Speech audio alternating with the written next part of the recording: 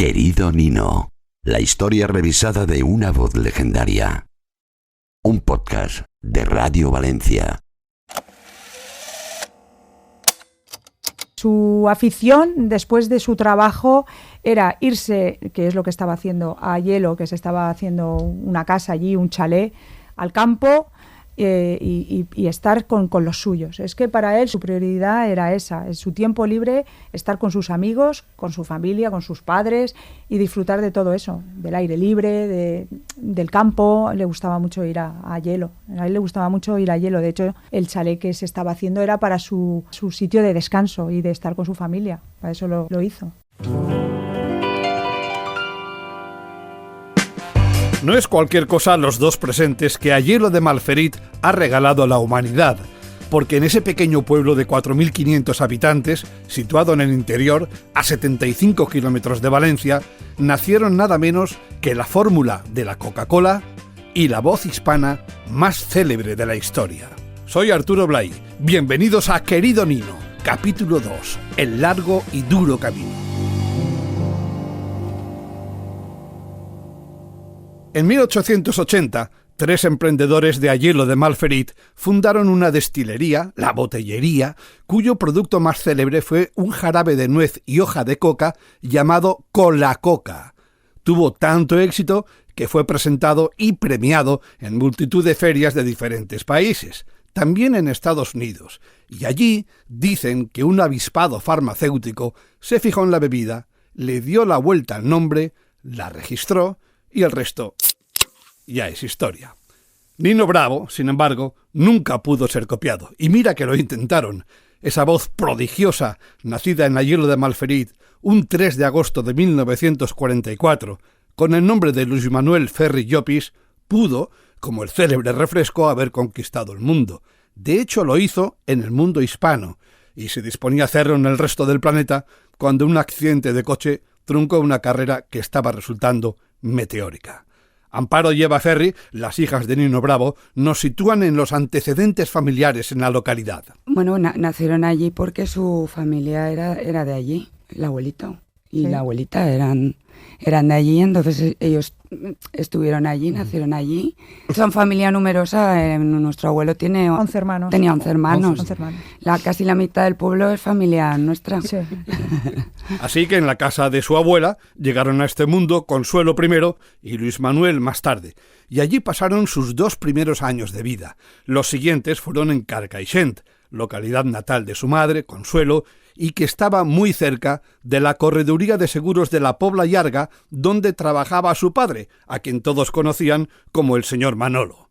Finalmente, cuando nuestro protagonista, el jovencito Luis Manuel Ferri, tenía 8 años de edad, se asentaron definitivamente en Valencia, en la vivienda familiar, en el número 31 de la calle Visitación, en pleno barrio de Sagunto. Y allí el pequeño Luis Manuel, o Manolito, como todos le llamaban, se encontró con un grupo de amigos, un grupo que ya estaba hecho y un grupo al que le costó un poco integrarse. Su carácter introvertido, un poco tímido, no ayudaba a hacer amigos a la primera. Menos mal que contó con la ayuda de otro chaval del barrio, Vicente López, recién llegado de Alicante, con el que entabló muy buenas migas. Vicente López acabaría siendo crucial en la vida y la carrera del futuro Nino Bravo.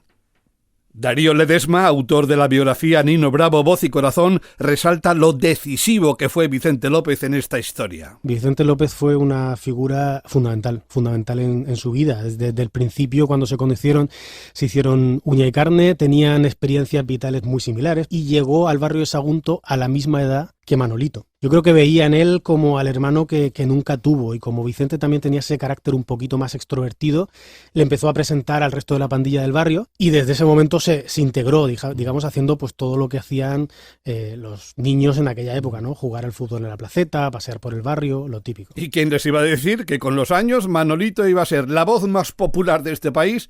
Y Vicente López no solo le acompañaría en sus directos, sino que escribiría canciones para él. Pero no adelantemos acontecimientos. De momento, estamos en esos primeros años en que Luis Manuel o Manolito va pasando de la niñez a la adolescencia.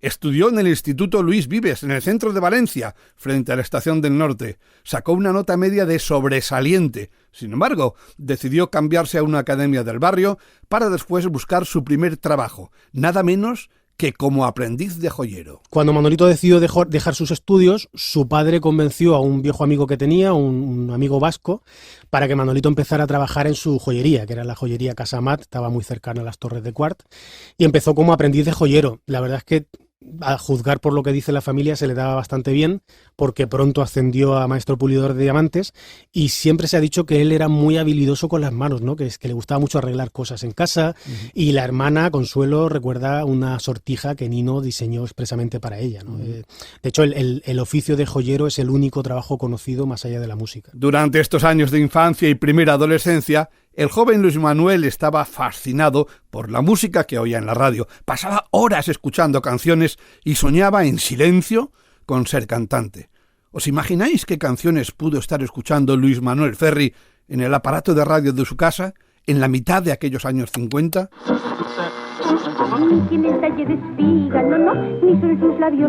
Se lo hemos preguntado a Vicente Fabuel, coleccionista, investigador y divulgador musical. Aquello era pues melodía 100% todo, es decir, por la radio no sonaba más que eso, ¿no? Bolero, música sudamericana, rancheras, evidentemente, copla. La copla todavía estaba ahí, todavía estaba doña Concha.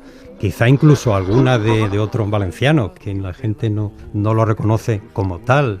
Jorge Sepúlveda, por ejemplo, en aquellos años tuvo el hitazo ese de Mirando al mar, ¿no? Un poquito antes, pues probablemente estaría él allí escuchando eso. Lolita Garrido, ¿no? Otra cantante que no era de copla, que era de esa de canción moderna y que tuvo sus éxitos. Y luego, por supuesto, también, hay que decirlo, en esa segunda mitad llega el rock and roll.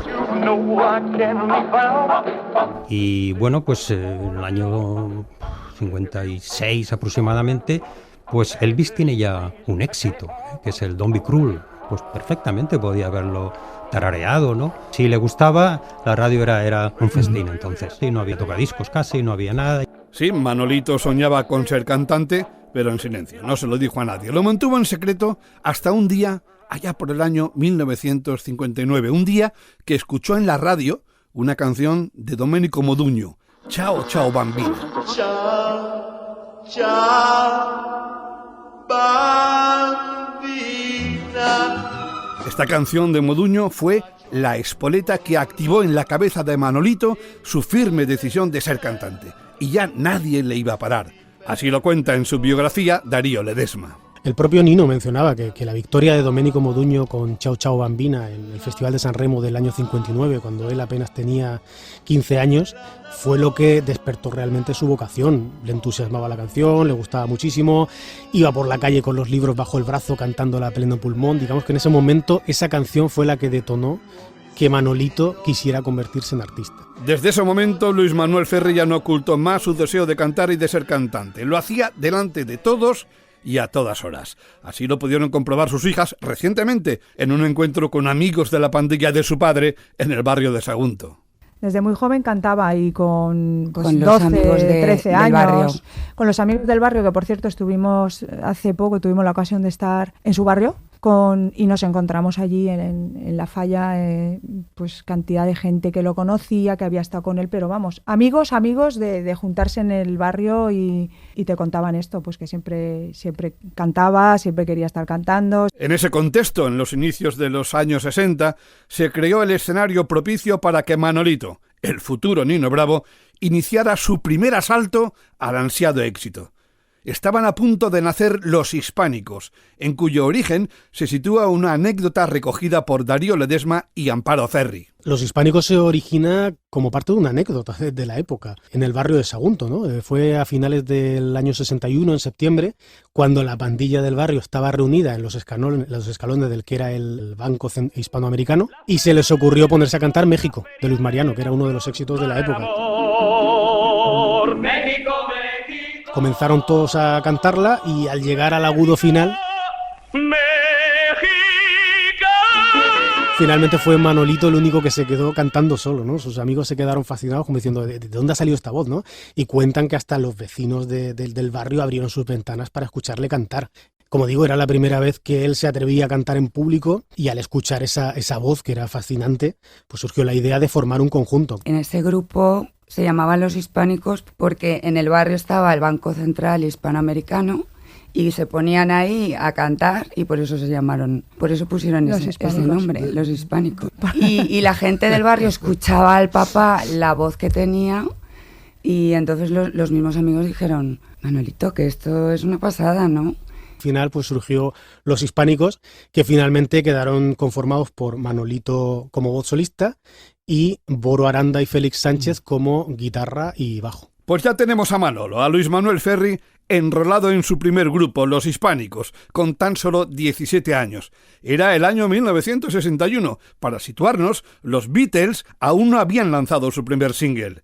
Cierto es que Los Hispánicos era un trío decididamente amateur, pero con tremendas ganas de darse a conocer, en una excitante escena musical valenciana de aquellos primeros 60, como nos recuerda Vicente Fahuel. Bueno, estamos hablando de los primeros años 60, digamos, y ahí pues es el comienzo del que unánimemente se considera como la etapa más gloriosa de la música valenciana. Es el rock and roll. Están ahí los grandes grupos, evidentemente, los Milo, los Pantalones Azules, Thompson, los Pepes, los Huracanes. Una escena fascinante y estoy convencido de que eso pues ni no lo valoraban.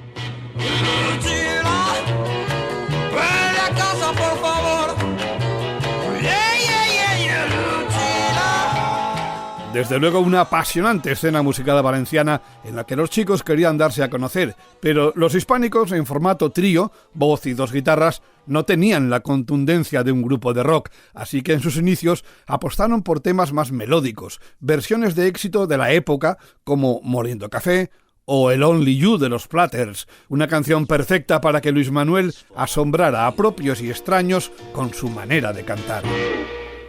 Only you. Los Hispánicos debutaron en el Teatro Micalet con motivo de la presentación de la fallera mayor de la comisión de su barrio, la falla Visitación Orihuela. Estamos a finales de 1961 y Los Hispánicos arrancaban con nervios y bisoñez una aventura musical en la que, especialmente en el ámbito fallero, empezaron a contratarles con bastante frecuencia. Llegaron incluso a apuntarse al concurso de artistas noveles Fiesta en España, que organizaba la emisora La Voz de Levante, con el patrocinio de Flan Chino Mandarín. Ganaron sin problemas la fase regional y estuvieron a punto de ganar en la final nacional en Madrid, presentada por José Luis Uribarri. Y si no se llevaron el primer puesto, fue porque a la organización le resultaba más rentable que venciera a un artista local en solitario que un grupo, que además no eran de Madrid, con los gastos de viaje y alojamiento que eso implicaba. Bueno, al menos eso es lo que les vino a decir el propio Uribarri.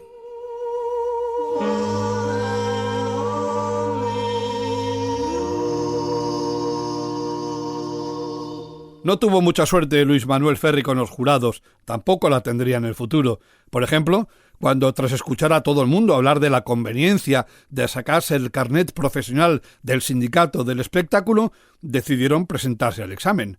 Fue en el Teatro Alcázar de Valencia. Actuaron ante el jurado y los suspendieron. Por inaudito que hoy pueda parecer, los examinadores no vieron calidad alguna en esos artistas. Tampoco en el joven Luis Manuel Ferri. No hubo carnet ni lo habría hasta que Nino Bravo fue número 1 en España. Entonces sí, ya parece que lo entendieron. Pero volviendo al día de la final que perdieron en Madrid, ocurrió algo importante.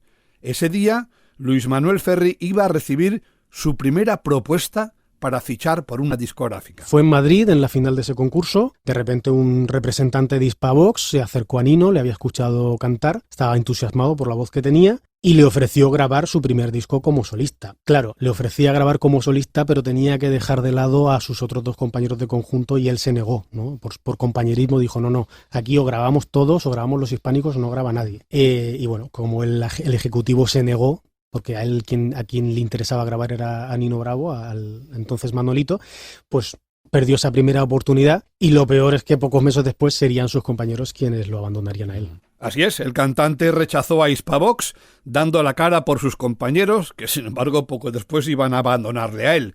Pero aún tendrían tiempo de hacer cosas importantes. Por ejemplo, su contratación en la Feria de Julio del 62. La Feria de Julio, junto con Las Fallas, fue la gran plataforma para muchos artistas noveles y también estrellas nacionales e internacionales del pop y del rock, como explica Vicente Fauvel. Las Fallas yo creo que fueron un elemento que facilitó mucho la causa del rock, ¿no? Valencia siempre había tenido como dos fechas así claves, ¿no? Que eran Las Fallas, por un lado, y la Fira de Chuliol, que aquello era, parece ser, orgiástico, ¿no? Aquello era como una calle larga, toda llena de paradores, toda llena de estrellas, las músicas se sumaban unas a otras. Sí, desde luego, y Las Fallas, por un lado, permitía también pues acceder a estrellas europeas, ¿no? A bote pronto, bueno, evidentemente Johnny Hallyday, François Hardy, Sylvain Vartan. Y así el nombre de los hispánicos se fue haciendo popular, tanto en la ciudad como en pueblos donde les llamaban con frecuencia.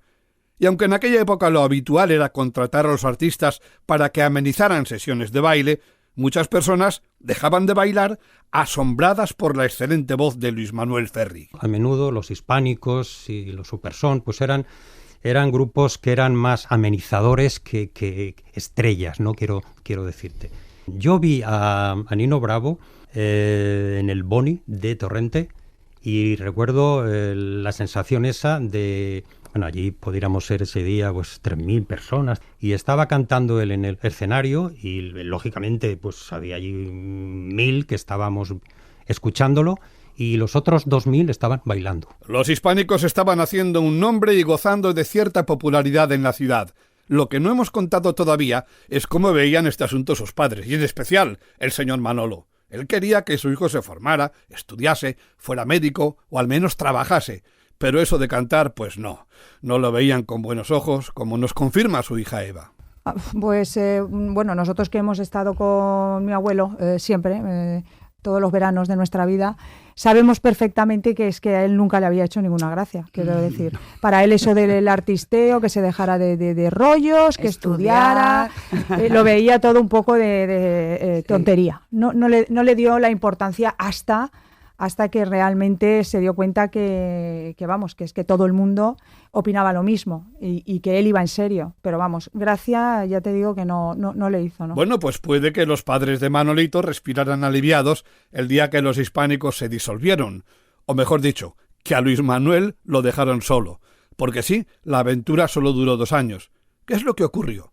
¿Por qué abandonaron Bora Aranda y Félix Sánchez justo cuando el grupo estaba creciendo en fama y prestigio y cada vez tenían más contratos? Fueron casi 2 años de éxitos, pero lamentablemente a finales del año 63 y durante unas vacaciones, un descanso que hicieron en La Baseta, en Ayelo de Malferit, tanto Boro como Félix hablaron con Nino y le dijeron que no se veían preparados para dedicarse profesionalmente al mundo de la canción, ¿no? De hecho, al parecer Félix iba a ser promocionado en su empresa como viajante de productos, le habían prometido un trabajo estable, bien remunerado, y bueno, para un chico de apenas 18 años en aquella época, pues era mucho decir, ¿no? Entonces, la verdad es que a Manolito no le sentó muy bien, porque él sí se había tomado el grupo como algo en serio y pensaba continuar con su idea de dedicarse al mundo de la música, ya fuera con los hispánicos o sin los hispánicos. Entonces ese fue el final del primer conjunto y terminaron con una actuación de cierre en el mismo lugar donde empezaron, que fue en la Sociedad Coral El Micalet. Efectivamente, el mismo escenario que les vio nacer, el de la Sociedad Coral El Micalet, el Teatro Micalet,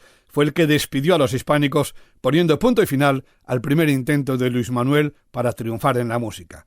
Pero solo tenía 19 años y aún mantenía intacta la ilusión. De hecho, contactó con un familiar que trabajaba en la discográfica Hispavox, la que le había querido fichar, y por mediación de su madre le mandó una grabación de su voz para que la mostrara a algún jefe de la compañía a ver si había suerte. Pero esta vez fue Hispavox quien rechazó la propuesta. Le dijeron que no al futuro Nino Bravo. Y vive Dios que aún deben estar lamentándolo. Por su parte, Vicente López, el gran amigo de Manolito, había formado su propia banda, como recuerda Darío Ledesma. Manolito ya había comenzado su carrera artística con los hispánicos y de forma paralela el gusanillo de la música también le había picado a Vicente López, ¿no? A su amigo inseparable del barrio. Entonces, había empezado a formar parte, Vicente, de una rondalla de estudiantes muy parecidas a las tunas, que iban a cantarles serenatas a las mujeres y que actuaban como en distintos bolos y digamos en distintos paradores. y posteriormente se transformaron en un conjunto musical, pasaron de ser rondalla a conjunto, precisamente a idea de Vicente López, ¿no? que dijo que había que darle un poquito más de vidilla al asunto. Pasaron del típico Clavelitos a versionar el What They Say de Ray Charles, y así comenzaron a hacer actuaciones bajo el nombre de los Superson, que también fue una idea de Vicente López. Ahí están, los Superson, la banda que pasaría la historia junto a Nino Bravo, pero que en sus inicios tenía otro cantante, Carlos Lardíes, y un joven batería que se llamaba Salvador Pelejero.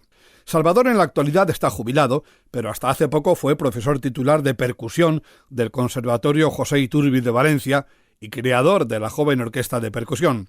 Salvador Pelejero tenía solo 16 años cuando entró a formar parte de los recién creados Superson, y aún recuerda cómo aquel primer cantante de los Superson fue sustituido por Luis Manuel Ferri. Los Superson iban con el cantante Carlos Lardíes, que le ponían de nombre artístico Carlos el Electrónico, porque era un tío muy espectacular, bailando, se tiraba del escenario abajo, hacía mil y una cosas.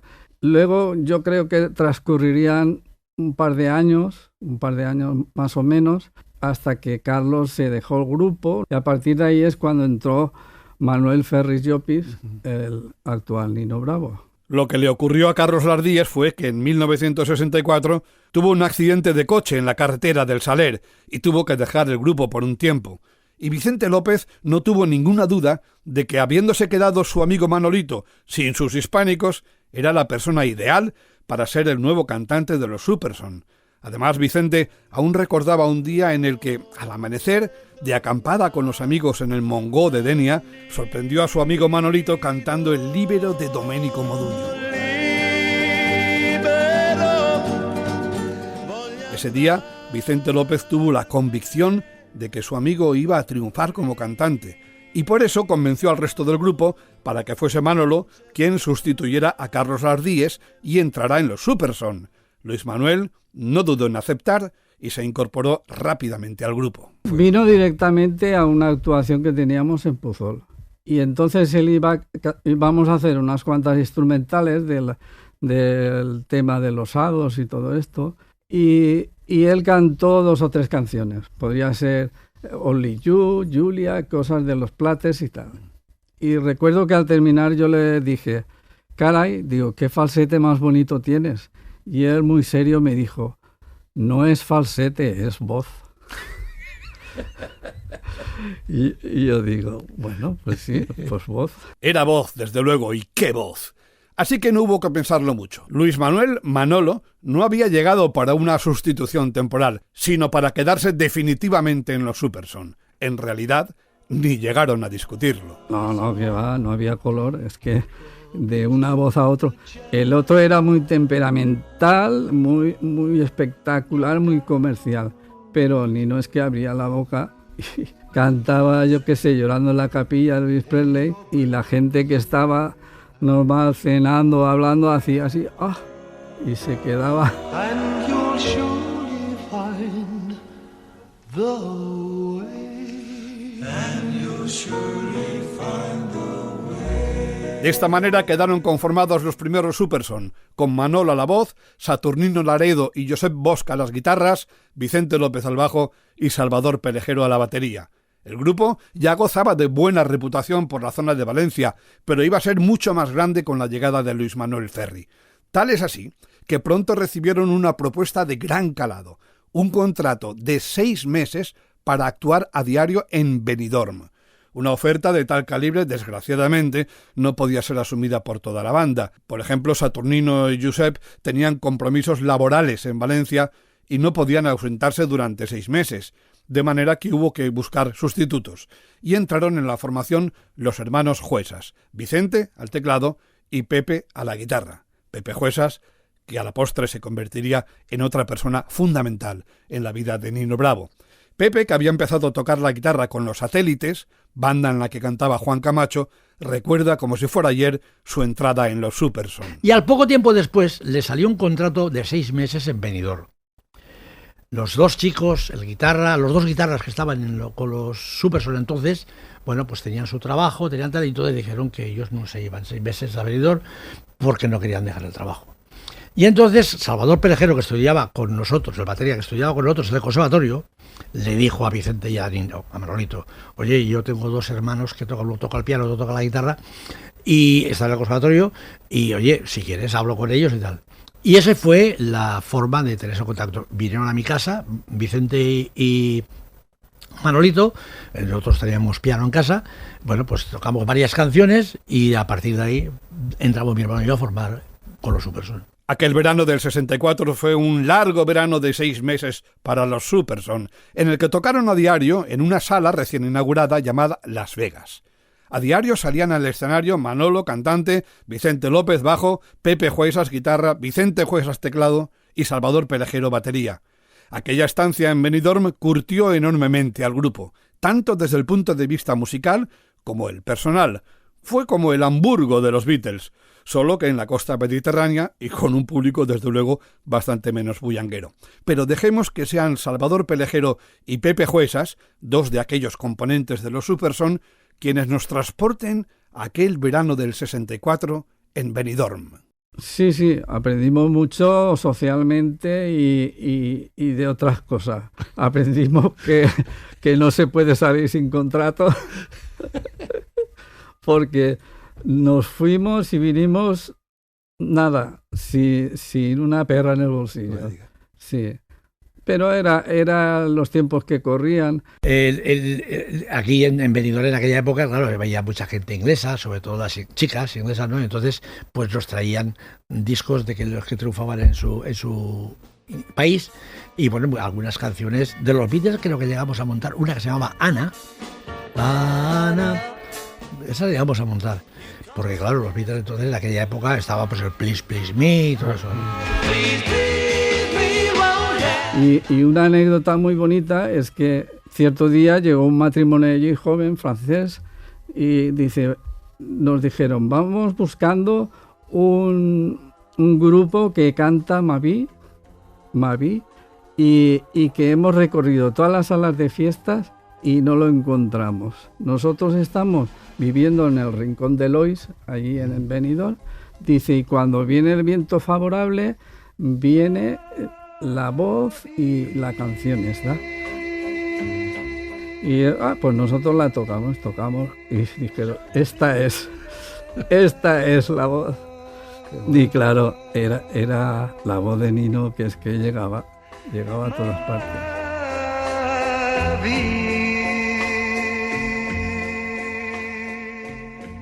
La sala de fiesta donde tocábamos nosotros se llamaba Las Vegas, ¿no? Entonces, pues la montamos para despedir, cuando acababa la actuación, cantábamos Viva Las Vegas.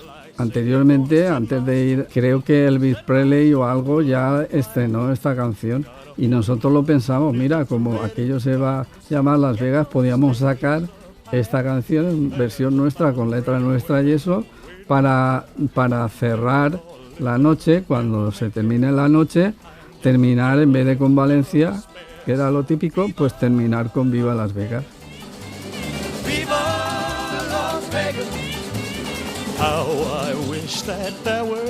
Lo que daríamos por escuchar a Nino Bravo cantando Viva Las Vegas de Elvis Presley. Pero así sucedió durante todo un verano. Al final del mismo, sin apenas dinero, pero con un montón de experiencia, vivencias y diversión, los Superson regresaron a Valencia. Nosotros volvimos a Valencia con un pelo por aquí. Nos dejaban el pelo los 6 meses, ¿no? Entonces aquí esto era tremendo. Aparte tengo que decir también que nosotros teníamos el club Los Superson, que estaba en contacto con la falla Nador Milagrosa, y ella tenía un baile, un dominguero, que se llamaba El Petardo. Y entonces allí empezamos a ensayar nosotros y de vez en cuando actuábamos. Bueno, pues eso se convirtió en el Club de Superson compartido con la falla, ¿no?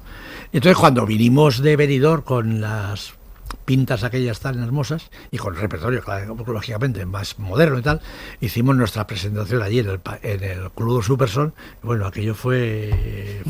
Además el club llegó a tener bastantes socios y tenía un presidente y tenía todo muy bien. Y así los Superson entraron en una etapa de estabilidad en la que empezaron a renovar repertorio y adquirir mejor equipo de sonido. De momento el grupo se seguía llamando Los Superson, sin más, porque Luis Manuel Ferri todavía no había adoptado nombre artístico. Le llamábamos Manolito en plan de confianza. Por aquello de que ponerle un nombre más rimbombante, pues se dijo, a veces, no lo hacíamos siempre, pero hicimos juntamos Manolo, o sea, Luis Manuel, entonces Linuel. Pero ya te digo, pocas veces le llamamos Linuel, siempre Manolito. Gracias a Dios que lo de Linuel no prosperó, pero ocurrió algo peor que eso. El servicio militar. En octubre del 66, Luis Manuel Ferri fue llamado a filas a la Marina, en el cuartel de Cartagena. Luis Manuel fue el primero de los Superson en hacer la mili. Como para todos los jóvenes de la época, el servicio militar significaba un antes y un después. Hasta ese momento estaba bien divertirse y emprender 1001 aventuras, pero tras la mili había que sentar la cabeza, adoptar decisiones sensatas y preparar el futuro. En Cartagena, y alejado de los suyos, del grupo y de la música, a Manolo le pasaron todas esas ideas por la cabeza. El punto de inflexión en la vida de un joven en aquella época era el servicio militar. Ahí era, digamos que, bueno, pues hasta el servicio militar tú tenías licencia para hacer todo lo que quisieras, pero a partir de volver al servicio militar tú tenías que sentar la cabeza, tener un trabajo y labrarte un futuro, porque la máxima que había, que nuestros padres pensaban que eso de estar toda la vida en casa, eso ni hablar. O sea, no. Aquí, después del servicio militar, aquí tú tienes que picar espuela y que esto no para toda la vida, ¿no? Y claro, ahí yo pienso que Manolito tuvo que bregar, imagino que con su familia, porque él tenía mucha fe en sí mismo, pero claro, la coyuntura era difícil, la coyuntura era muy difícil. Yo creo que fue más sus amigos, sobre todo Vicente López y Pepe Juezas también, los que le incitaron para no dejarlo, para no desfallecer, para volver a tener la ilusión, porque él lo que le gustaba en esta vida era cantar, y eso es evidente, y había nacido para eso. Y la familia no es que no le apoye, pero bueno, tampoco le estaba motivando ni le estaba ayudando en esa decisión. Porque en esa decisión para ellos era... tú tienes que estudiar y tener un trabajo como todo el mundo, y eso no es un trabajo. Al joven Luis Manuel la mili se lo hizo muy dura, especialmente desde el punto de vista psicológico. Fueron 2 años de dudas en Cartagena, de cartearse y hablar con sus amigos, de pensar en el futuro, de estar convencido, sí, de su potencial, pero también de empezar a cuestionarse si iba a poder demostrarlo. Afortunadamente, las dudas se disiparían en poco tiempo, pues a la vuelta de la esquina esperaba un nombre: Nino Bravo. Y eso lo contaremos en el próximo capítulo de Querido Nino, cómo Luis Manuel Ferri se convirtió en Nino Bravo, cómo se presentó a lo grande en el Teatro Principal de Valencia, y cómo los ejecutivos de Fonogram se fijaron en el que iba a ser su gran estrella. Soy así, ¿qué voy a hacer? Lo cambiaré. Si te molesta, márchate. Querido Nino, la historia revisada de una voz legendaria. Un podcast de Radio Valencia. Dirección y narración Arturo Blay. Montaje sonoro Santi Botella, con la colaboración de Clemente López. Patrocina Milari Coca-Cola.